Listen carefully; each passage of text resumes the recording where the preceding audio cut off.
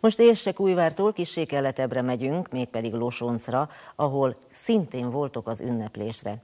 15 éves lett ugyanis az ottani Kármán József Alapiskola égisze alatt működő Pittypang gyermeknéptánc együttes.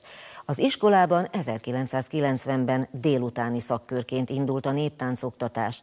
Pár évvel később a lelkes vezetőknek és a táncoslábú gyerekeknek köszönhetően már tánccsoportként működtek, 2000-ben pedig nevet is választottak maguknak, mégpedig egy mezei virágét.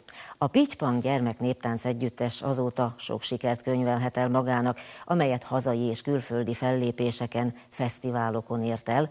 2010-ben megkapták a Nógrád közművelődéséért járó megtisztelő címet.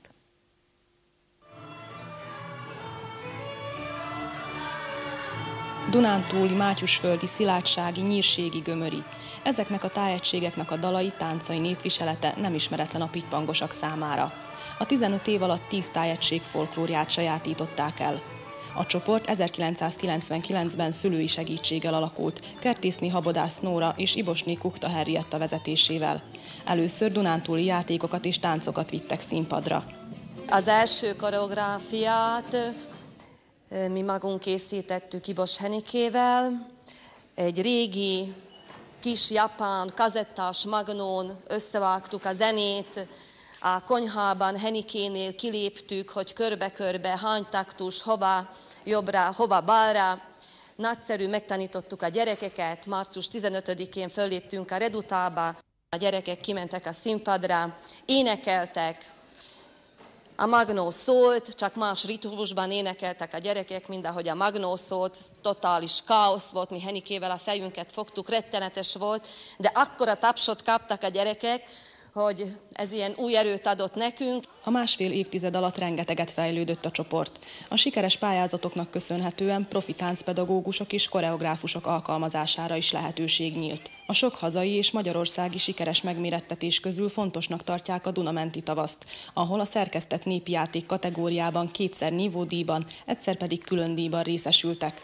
A legfontosabb számukra azonban az, hogy a magyar kultúrát ápolják, továbbadják. Én úgy gondolom, hogy nagyon jó közösség összetartó ereje van, és nem csak a gyerekek tartanak össze, hanem a szülők is ez a lényeg, hogy mint egy nagy család. Mint egy nagy család, mindenki hozzáteszi valahogy magát, mert máskülönben nem tudna működni. Igyekszünk maga a csoport vezetését bővíteni, belevonni fiatalokat, főleg olyan szülőket, akinek kicsi gyerek van, aki még sokkal ide fog járni iskolába.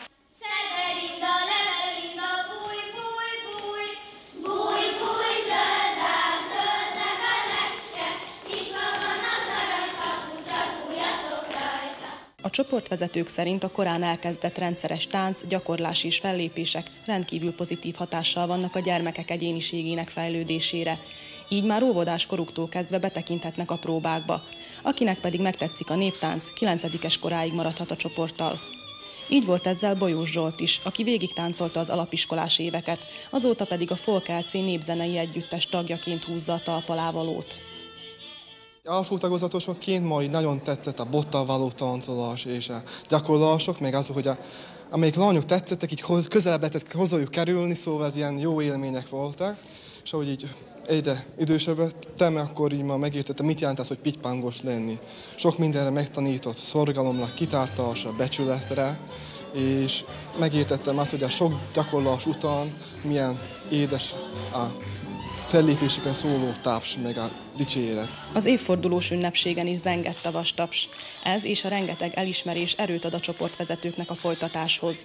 Csercsi Csivett és Olá József koreográfusok segítségével a csoport gőzerővel készül a 8. Eszterlánc országos gyermeknéptánc találkozóra, amelyet 2015 őszén Füleken rendeznek.